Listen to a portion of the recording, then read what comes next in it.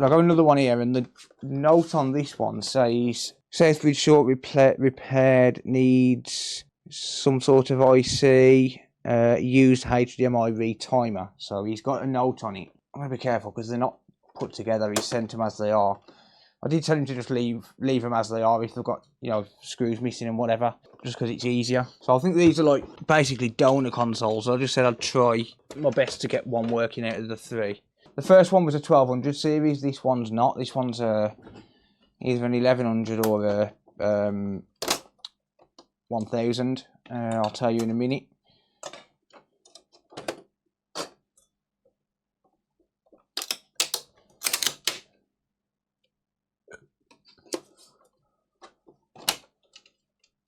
It's a 1000 series. Okay, it's a 1000 series. That's got a broken Wi-Fi antenna. Not really a problem at the minute. Looks like it's just been thrown back together. I mean, if it's been used for donor parts, then I can understand why.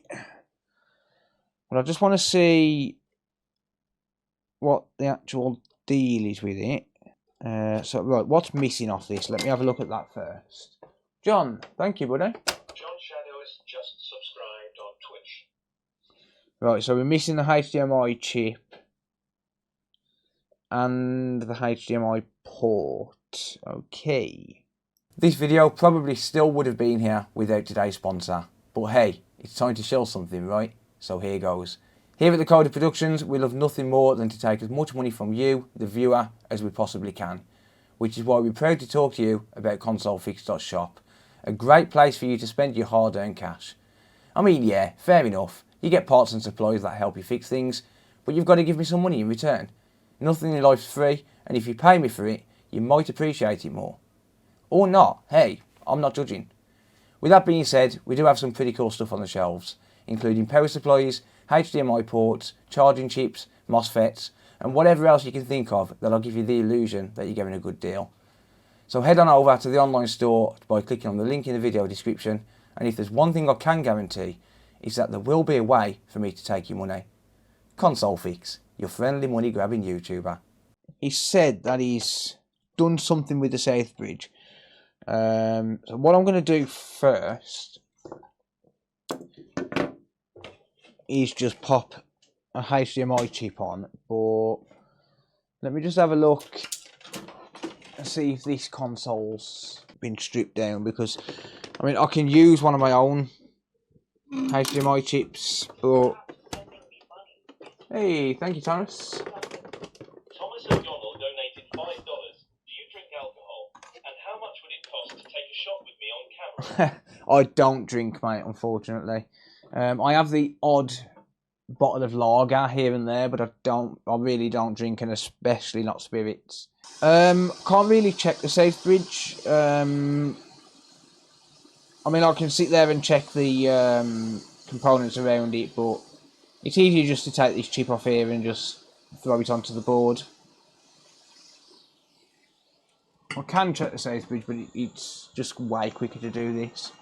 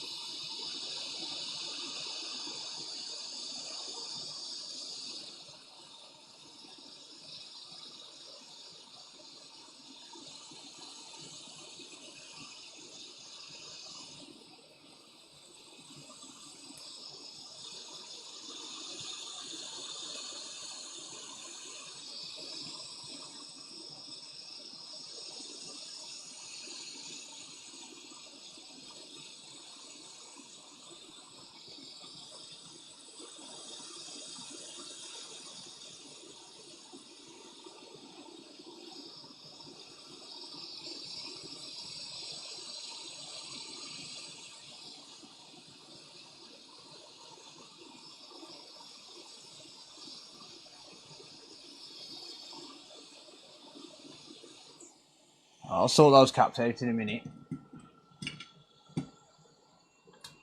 I've got one that's tombstoned and one that I've just knocked because I burnt my finger.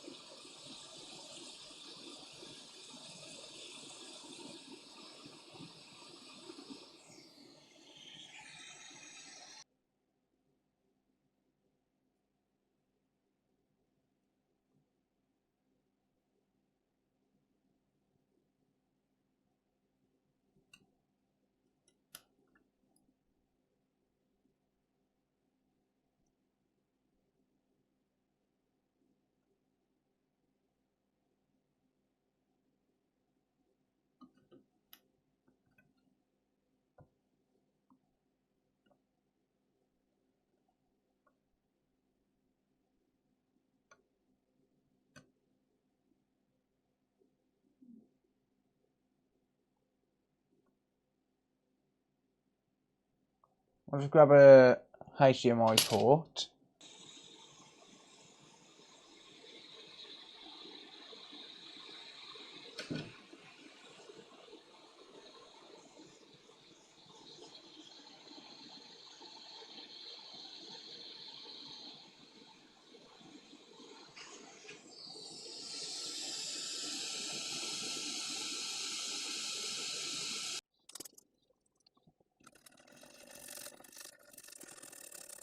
The only problem with doing jobs like this is obviously I've got to install components before I can even test it. But I don't mind because it's not so bad. I know which components have been taken off, so it's not so bad to just throw some components on. And plus it saved me some time by not having to disassemble this one because it was already disassembled, so it's not so bad. I do just want to inspect all the four corners of this APU. They all seem fine. I'm going to take the foam off though because, well, it's a bit of a mess, you see. Stick is gonna, well, that foam's going to have to be replaced. Yeah, there's liquid metal underneath. I knew there would be. Knew it.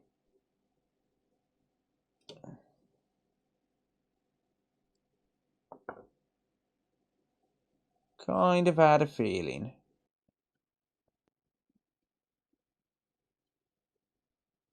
You know what I call PS5s? Job security. State of this APU though.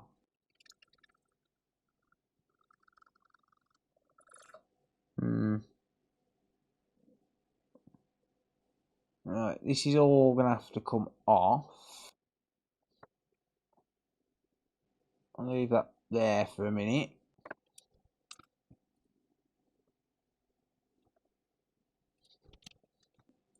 I've just left it there for a minute while I clean the APU die. It's all goopy, yeah.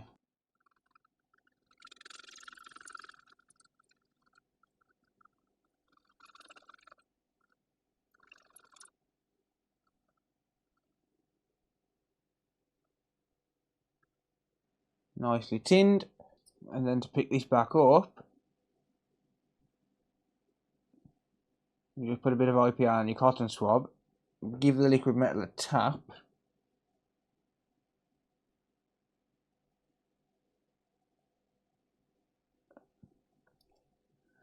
Let's try that again.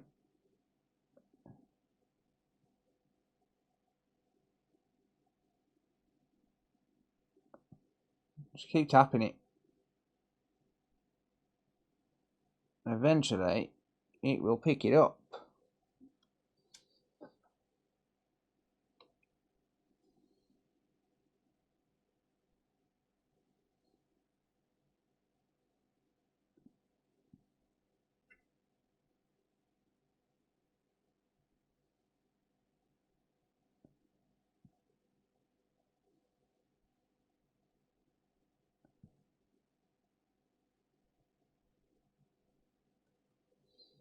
That, my friends, is what I will call perfect. Right, I'll nick the foam off this donor board I've got.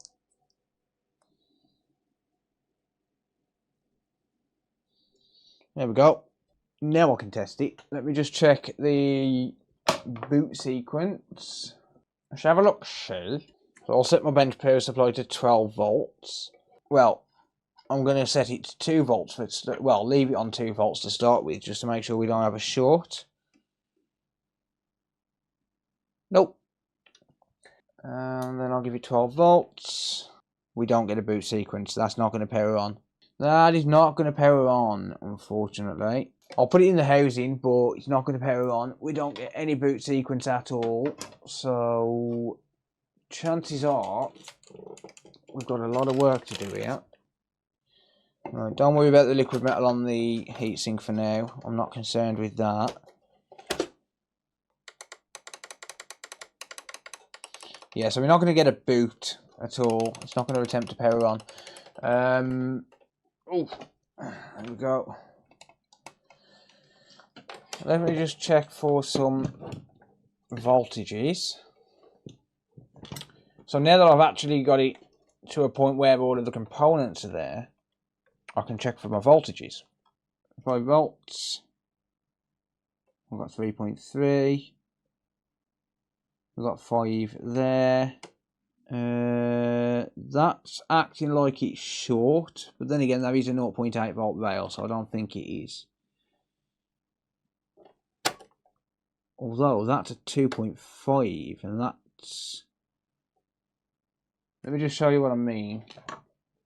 So if you look at my multimeter, so when I probe ground, you know, when I short it out basically, can you see how it drops down to 0? It basically nulls my leads. Well, it does the same on the 2.5 volt rail. That residual voltage was from me, I think. Yeah, so if I move my hands around, it'll pick up a little bit of residual voltage. But it's basically nulling my leads. That's strange. We get 2 volts there. Do we get 5 volts there? We do. What about here? Is that nulling my leads? No, we get 12 volts.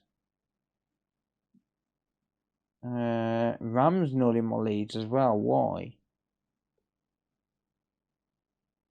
And that 5 volt rail. Huh. That's strange.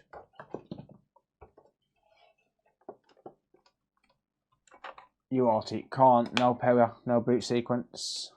UART is useless. No boot sequence. No UART. Unfortunately. Right, so the safe bridge has been changed on this. That's the concerning part. And I don't know if it's been done right. Just make sure it's not my encoder.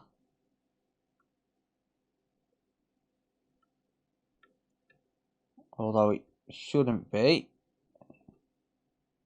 Because if the encoder on the donor board was faulty, then chances are I would have found that fault and fixed that board. They're donor boards for a reason. Usually because I can't find a short.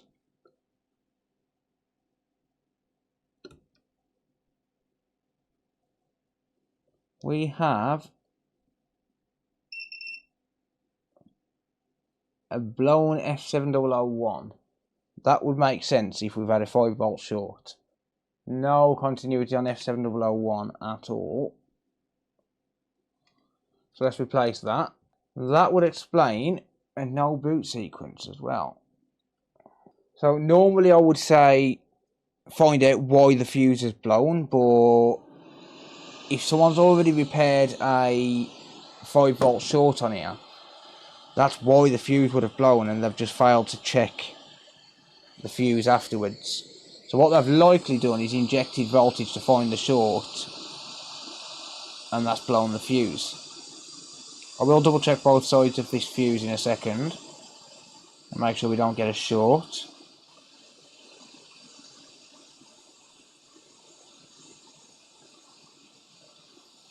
Come on. There we go. Following the chain of events down to the problem. Yeah, pretty much. Right. So checking for short. No short. Before I replace that, I'm just going to check for a short on Wi-Fi. Sometimes they go hand in hand. Short on 5 volts and a short on Wi-Fi. We've got a missing cap there. I'll replace that. Board needs an ultrasonic, to be honest. Yeah. Alright, let's replace this fuse. This is a slightly different rating, but it is a slightly higher rating, so it's fine. These are 2.5 amp. Do you want to know a little trick when you can't get the fuse out? Watch this. Drop a bit of flux there because I'm using flux anyway. Take a dabble on my tweezers and bam. Easy as.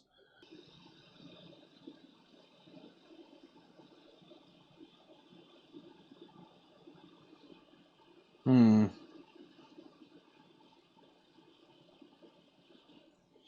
add a tad of solder to that because it's not quite got enough on it. I will add a tad, just a little bit.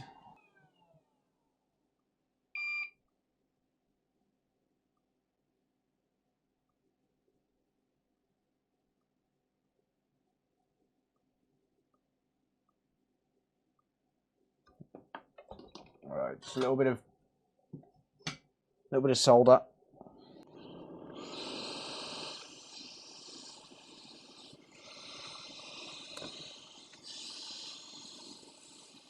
That's better. It's bouncing into place now with surface tension. Cool. We have continuity. A little bit of flux. Commonplace to get missing caps around here.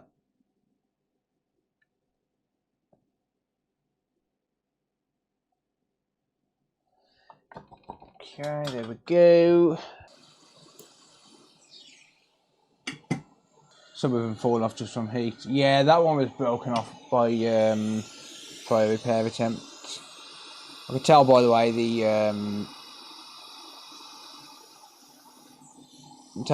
pads were still on it from the cap itself. Okay, there we go. Fix her up good. Right, I'm just gonna warm this up. Clean this flux from around here as well, and also the BIOS chip isn't soldered great, so I think I'm gonna just run the iron across these.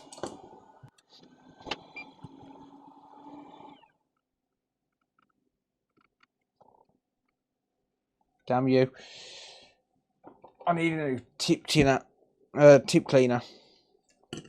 It's not cleaning my tip as well as it used to.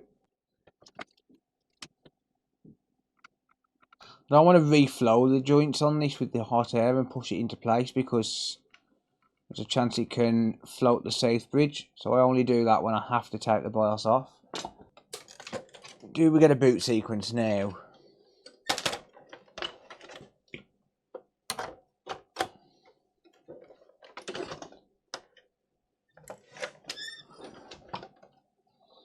Or rather, do we just get a boot on this?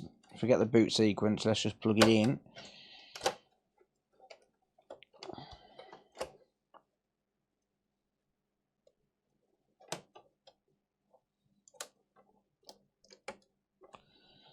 Forget the APU clamp as well. In fact, I don't think it come with an APU clamp, to be honest. But it's fine. We can at least see if it boots.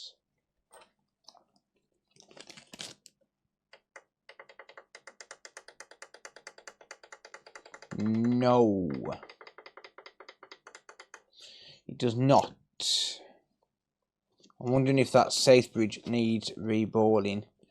Let's have a look at the boot sequence then. Let's see if we get anything different, because we were getting literally nothing just. It jumped to 4 milliamps and then straight back down. I'm wondering if that safe bridge has been reflowed or replaced. Could be a fake safe bridge. Nah. I think he took it off a donor board. The guy's got donor boards. He runs a repair shop or a repair business. So I think he just took it off a donor board. If he did replace the safe bridge, he would have took it from a donor. But apparently this has been sat for well over a year. Yeah, straight from 4 milliamps to 0. Yeah, I've got a feeling that this safe bridge is going to need reballing.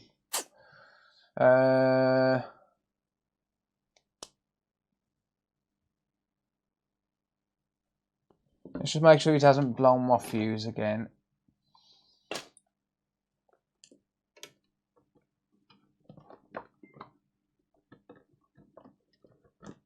Thermal cam, pointless mate, no current's being drawn.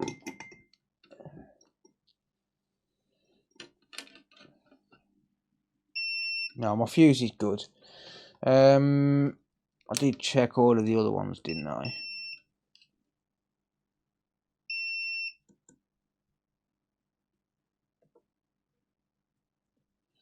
Yeah, I did. Okay. I'm going to rebuild the South Bridge. Because it's definitely been worked on in that area. I don't know what's been done, but it's been worked on. So I'm going to pull this off and I'm going to rebuild it.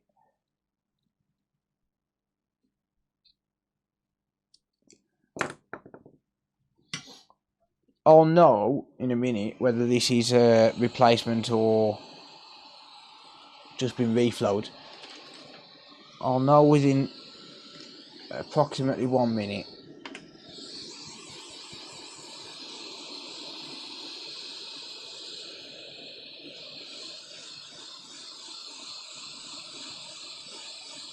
Then again, this inductor doesn't look the best. Let's just see if I've got continuity on this inductor down here. Yeah.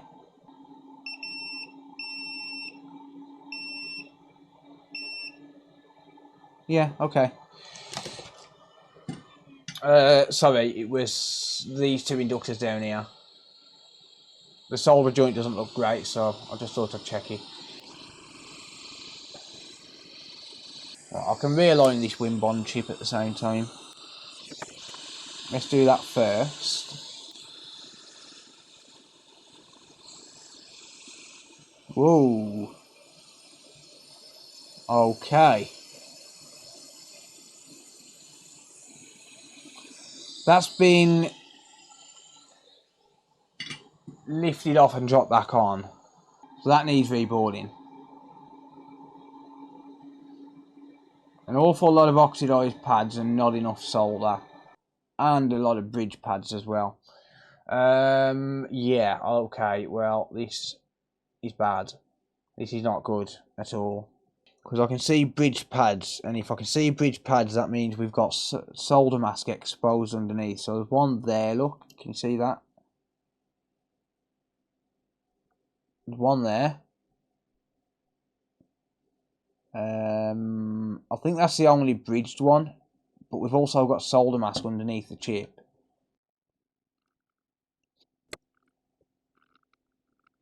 One there as well, look. I'm going to be gentle. Do not want to lose the solder mask that's been put down. I'll be able to separate the bridges. I'll be able to. I mean, see, here's the thing. Like, the bridges themselves are fine, because if they're bridged, then it's because they're on the same line. So that's not an issue. Like, the actual bridge is fine. It's the fact that when you do get the solder mask exposed, or the trace is exposed, when the solder mask comes off the board, when you flow down a new chip, the solder is going to flow across both of the pads, or however many pads there are. There's some pads where there's like 4 or 5 different pads on one line, you know, like high current circuits. So when the solder mask is not there, and you've just got a straight trace, the solder's got more of a surface area to cover. So when you solder the new chip on, the solder that's on those traces is all going to flow down together. And even though the solder balls are the same size, because it's also filling in the in-between, in the middle, you've now got less solder on those pads compared to the other pads. So you end up with either an intermittent contact or no contact at all, which is why you have to put the solder mask on to stop that from happening. It's not so bad on, for example, a QFN or something like that. You know, if you've got solder mask exposed, as long as they're not bridging between pins. But a BGA is very important. Orient to the bad trace. I'll show you in a minute, mate. Once I've cleaned it up, I'm just gonna get rid of I'm just gonna get some solder wick, some solder braid, and try and gently remove the solder without damaging the solder mask any more than it already is. And doing it this way, I might end up having to replace that clock chip as well, and I probably will, just for good measure, because it's going to need a fair bit of heat. So I've got a few more pieces of solder braid just there, but what I'm going to do is I'm just going to use hot air with my solder braid on my tweezers.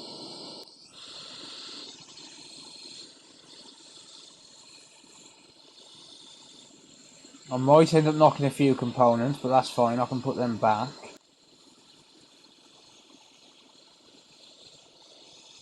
So you see that exposed trace there?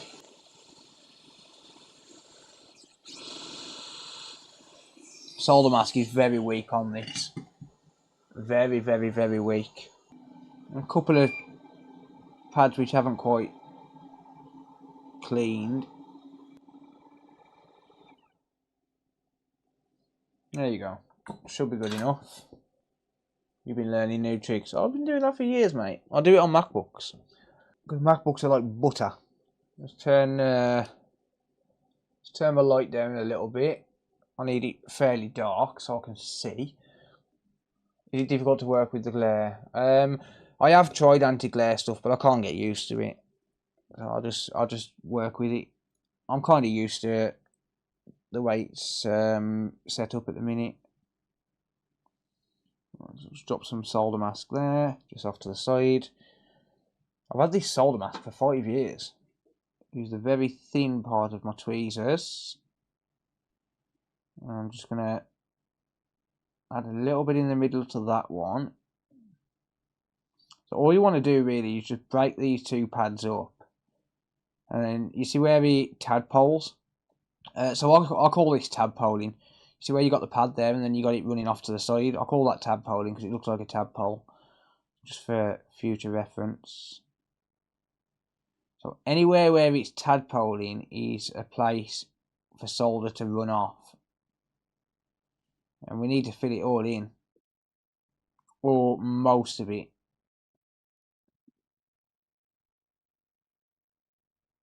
We only want a thin layer, but it's all potential for the solder to run off and cause uneven solder balls.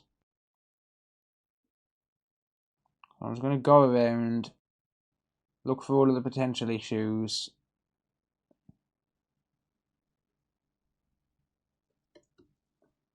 and try and sort them.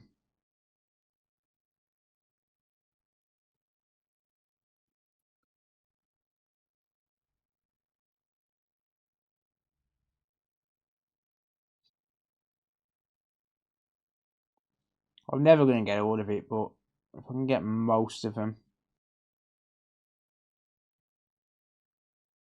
So I'm just going to go very, very slowly and try checking each individual pad.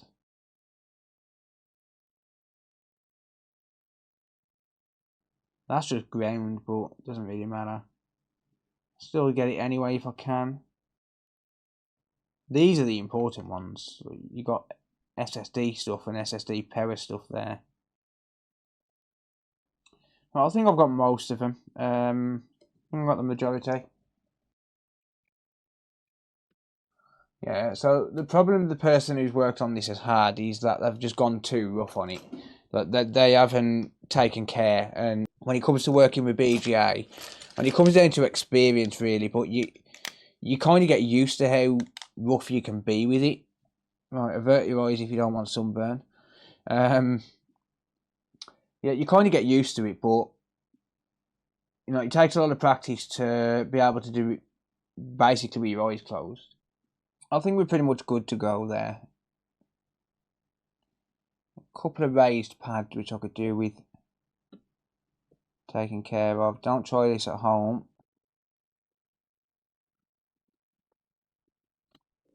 Alright. Yep, okay. You couldn't really see that, but there was a bit of excess solder on a couple of those pads. It doesn't matter that they're scratched, and in fact it will actually help it, because if there's any oxidation underneath the solder, it'll get rid of it. So don't worry about the fact that it's scratched. Let's work on the safe bridge next. A little word of advice: if you're using these Mayo stencils, don't put it in the magnet until you've wicked it away, because if you're wicking it away, your soldering iron is just going to go bang and crush the chip on the magnet. Just a little bit of advice. Again, with this, I've got to get rid of all of the oxidation. So I'll run over it with the iron, I'll wick it away, and then I'll run over it with the iron again. So ain't no way I'm sitting there and scraping every single pad with the soldering iron. That would be rather silly. The wick's fairly abrasive anyway, so it'll get rid of some of the oxidation by wicking it. I've got solder balls stuck underneath here, which is why it's not sitting flat. So you can see how those two pads are kind of tinning. See? What you can do, well, first of all, you can take your wick and just get rid of any excess solder balls that you've got on your stencil. That was one there, look. And now it's gone. Let me just clean up a little bit, clean my stencil. Or clean my jig rather. I'll show you another trick as well. So many tricks in one repair. I'm going to show you another trick for getting rid of oxidation on a chip. Something I do if there's several pads which are oxidised. So I'll just clean this up. So look at the state of that.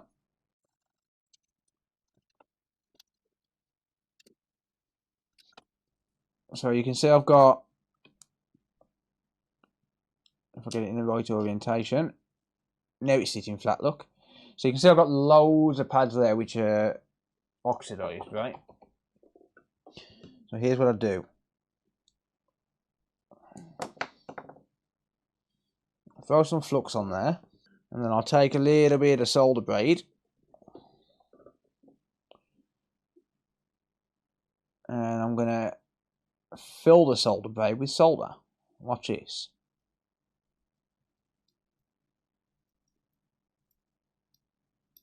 One pad there just deoxidised. There we go. Doesn't always work.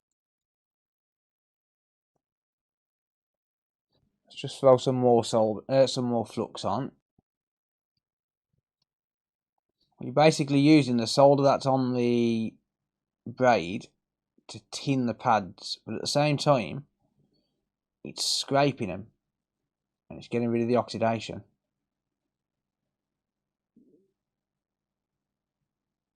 See? There's one in the corner being stubborn because I can't quite keep the chip still. There's a couple that are pretty bad there on the edge.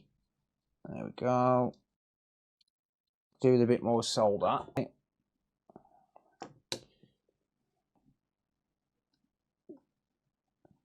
Okay, so because I've given these pads a scrape, most of them now should take solder. Right, I'm going to have to wick this away.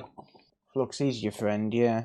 Yeah, also, I normally scrape with the tweezers, but when there's this many to do, it's a bit of a pain in the ass.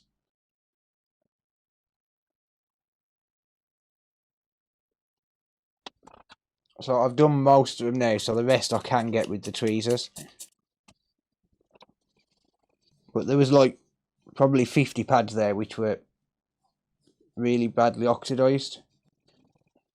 Whereas now, I know it scraped some of the coating off, but most of them now are looking pretty good.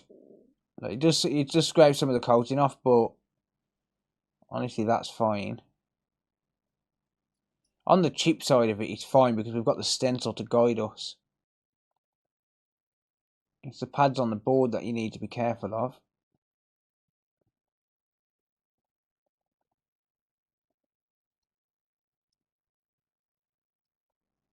That one's real bad. Stop sending me money. It's weird. Thank you, Phil. Stop it. Phil May donated $10. Thanks for your contribution to the craft. Thank you for your contribution to my bank.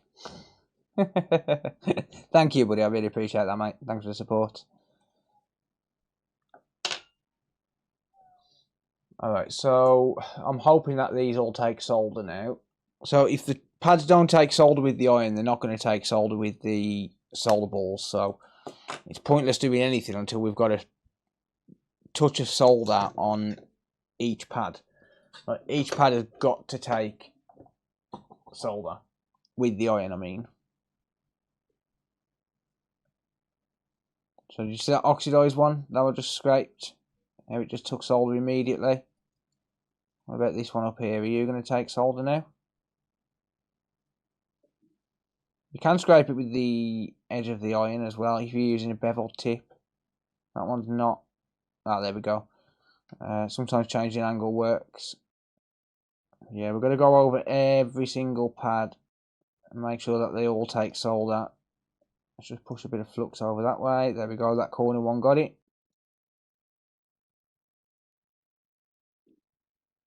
Probably do a bit more flux on there actually.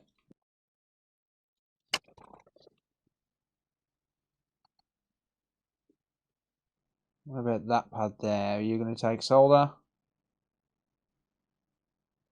Yeah, there we go.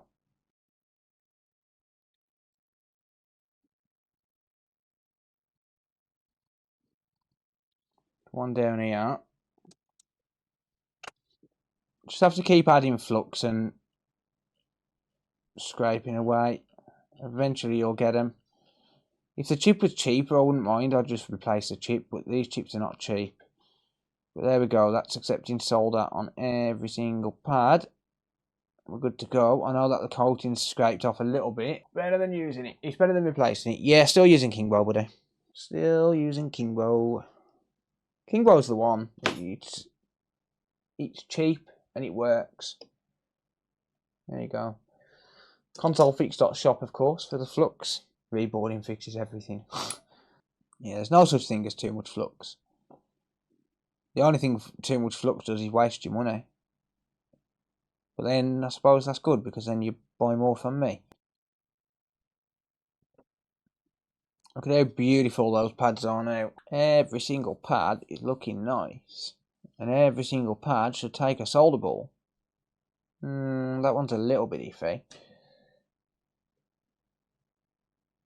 Just there. Give it a scrape, it'll be fine. Yeah, every pad is looking good.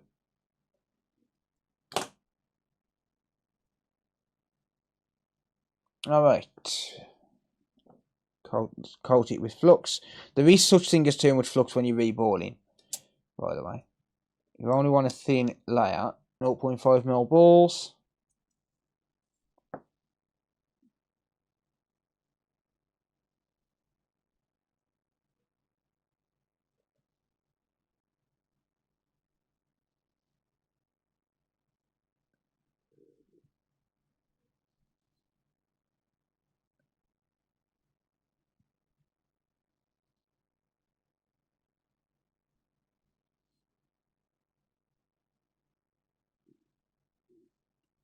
All I do to collect up the excess is just press down on my finger because my fingers have got flux on them anyway. A lot of people think that you have to use really low airflow. It's not the case. You just have to know how to direct it. My airflow right now is at 40%, 440 degrees Celsius. In fact, I'm on 90% now.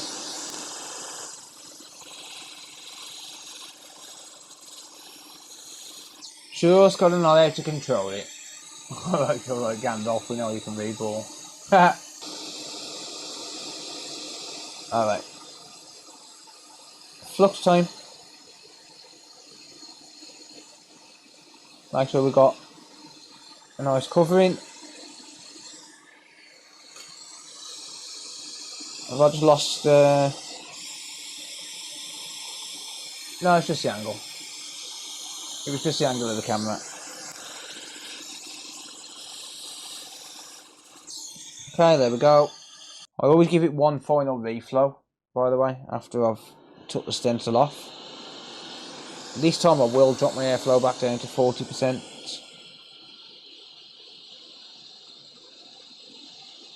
Just because I don't want any solder balls that are not stuck, if there are any, to end up flying off. We can see how some of those solder balls ended up moving. It's because I wasn't quite aligned fully, which is why I always reflow it for a final time.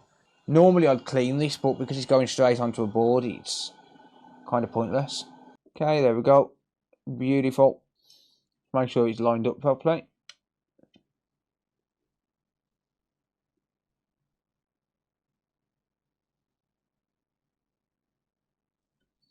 Right, we've got enough flux on the chip itself to do the first flow.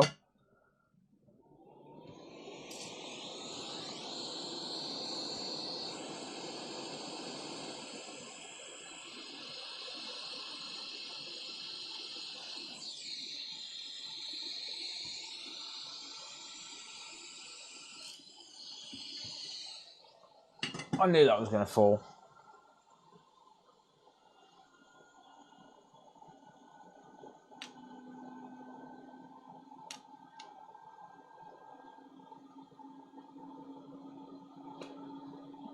I was trying to make sure it was aligned fully.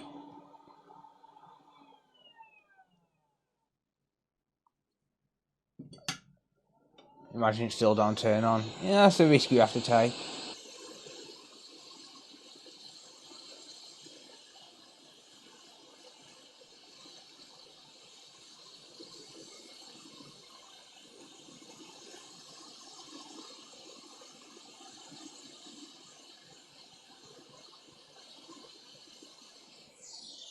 That was absolutely perfectly lined up. Spot on.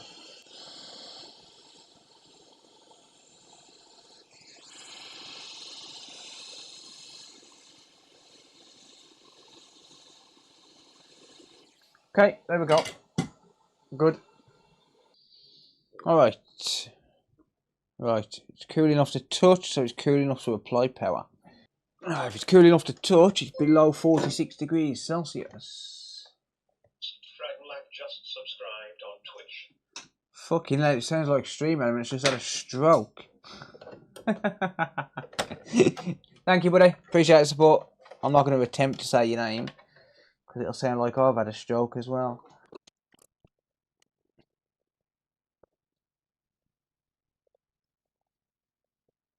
Beautiful.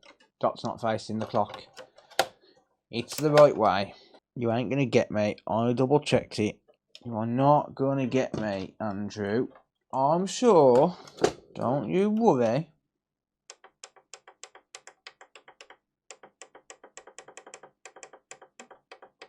Still not fucking powering on though, is it?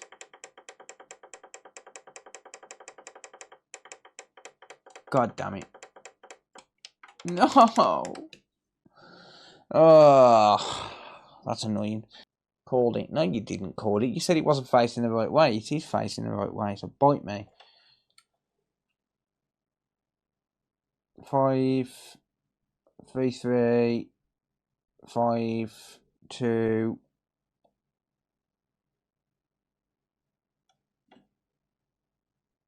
5,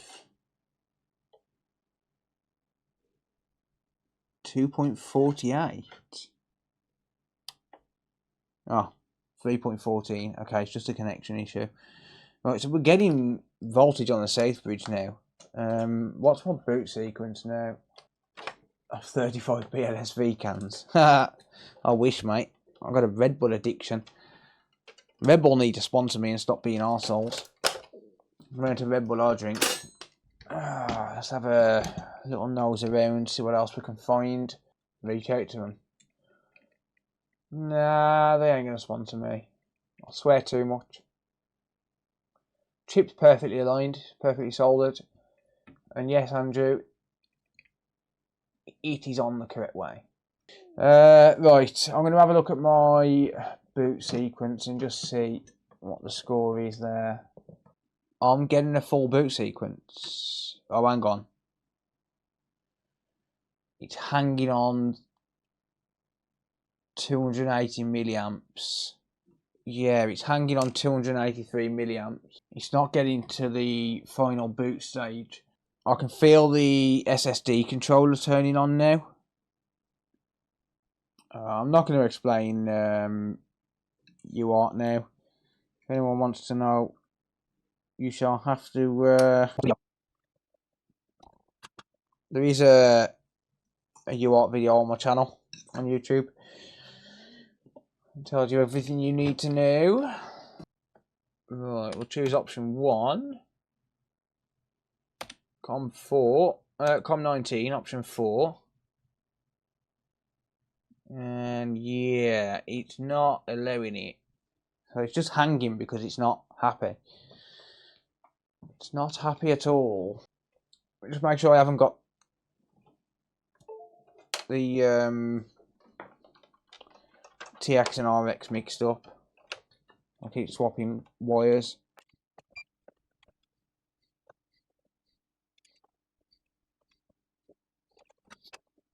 Still not picking up though. Still not picking up. Yeah, it's not happy with UART at all. It's hanging on one of the power rails. Like one of the power rails can't turn on. Don't think I'm going to find any shorts though. That's the problem. I think I might just change the safe bridge again. Well, actually change the safe bridge. No, Wi-Fi is fine. Yeah, let's grab a safe bridge off a donor board. Try that. 1 million zillion jillion dillion cotillion times later.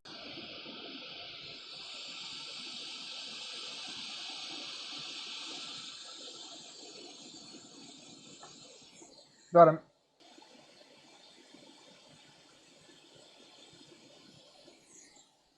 Done. Right. That is the last time I'm changing that safe bridge. If it don't work with 2, then it's got another fault.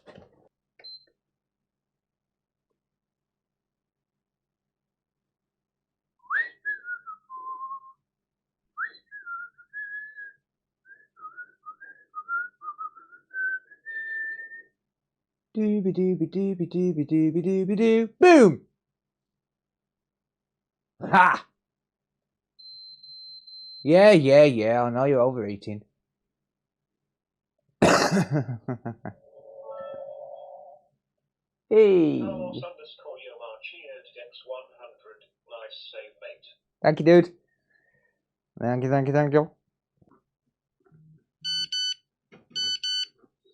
Shut up, phone. HDMI. Ugly cam. Ugly cam. I just chucked a load of boxes there. Trying to find screws.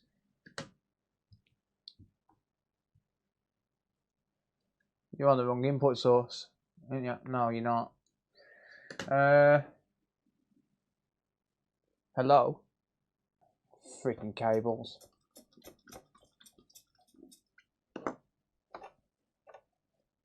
It's not booting. She's giving me long blood. Ah, there we go. Never mind. Your M2 wasn't removed properly. That's why it's got lung blood. Alright, well, that is why they call me the engineer.